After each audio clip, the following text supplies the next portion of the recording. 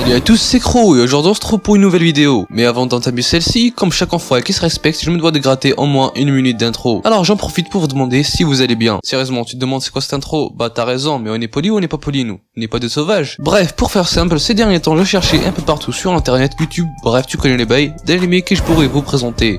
Et après de longues recherches, très longues recherches, je suis tombé sur un animé ma foi très sympathique. Pour commencer, je me suis dépêché de regarder tous les épisodes, et je le cache pas que parler d'animé que j'ai fini il y a pas très longtemps, c'est difficile, on n'a pas vraiment le temps de se faire un avis concret. Mais laisse-moi quand même te parler de Code Geass, ou dans son nom complet, Code Geass Akito the Exiled. C'est un animé assez spécial, puisque sans doute vous connaissez le Code Geass de base, ce chef-d'œuvre mythique que nul ne doit rater. Et bah ce n'est pas le même animé, rassurez-vous. Enfin si, vous comprendrez un peu plus tard. Bref, cette intro a assez duré comme ça, commençons.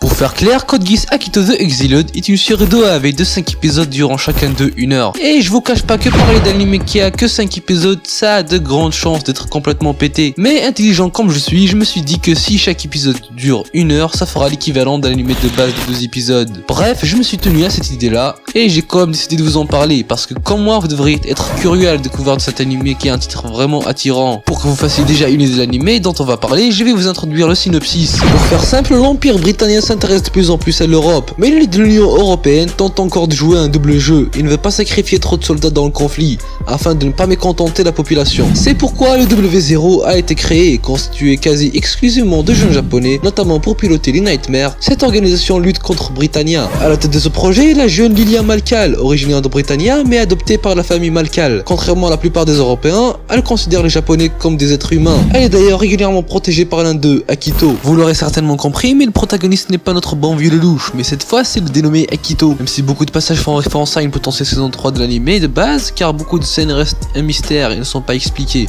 Ce qui me met la puce à l'oreille, c'est quelques images dans l'anime qu'on peut trouver quand on cherche sur Google d'une éventuelle saison 3 pour Code Geass. Maintenant parlons un peu des personnages, et rien de mieux que de parler de Yuga Akito, le personnage principal et lieutenant de l'unité W0 sous Layla Malkal. Akito est montré comme une personne très introvertie, solitaire et très isolée de son équipe. On lui montre également une personnalité très tordue à cause de son influence traumatisante, du Geass que son frère lui a donné et de sa haine pour son frère. Il peut être très intelligent en termes de résolution de conflits sans violence, et il semble qu'il soit mentalement instable car il a démontré qu'il aime la bataille jusqu'au désir de sang. Mais il semble complètement calme dans des situations normales. Il manque d'émotions, n'a pas tendance à afficher ou exprimer ses émotions de quelque façon que ce soit. Bref, tout ça pour dire que pour moi Akito est vraiment l'image que je me fais quand on me dit le mot badass. On notera que Layla aussi est une protagoniste, elle est le lieutenant-colonel de l'unité et semble avoir une relation assez proche d'Akito. Il est suggéré que Layla entretient des sentiments pour lui et elle se soucie profondément de lui. Et pour finir, elle maîtrise un certain nombre d'arts martiaux et donc il faut pas la prendre à la légère ni la sous-estimer. Quant aux autres personnages, ils sont assez bien développés et je veux dire par là qu'ils ont fait juste le strict minimum en citant juste leur passé, et je parle bien sûr des autres membres de l'unité spéciale, ceux qui pilotent les Nightmares. Et voilà, c'est tout, on arrive à la fin de la vidéo. J'espère que je vous ai donné envie de regarder cet animé, au moins d'aller voir le premier épisode. Mais avant de vous quitter, je vous ai pas encore donné mon avis. Ce spin-off fait pas mal, mais ne vaut pas du tout la série principale. Elle reste intéressante car on s'intéresse à ce qui se passe autre part qu'au Japon. Et puis comment vas-tu détrôner le célèbre Code Geass? Désolé, mais c'est impossible. Bref, j'espère que cette vidéo t'a plu. N'hésite pas à laisser un pouce bleu si t'as aimé,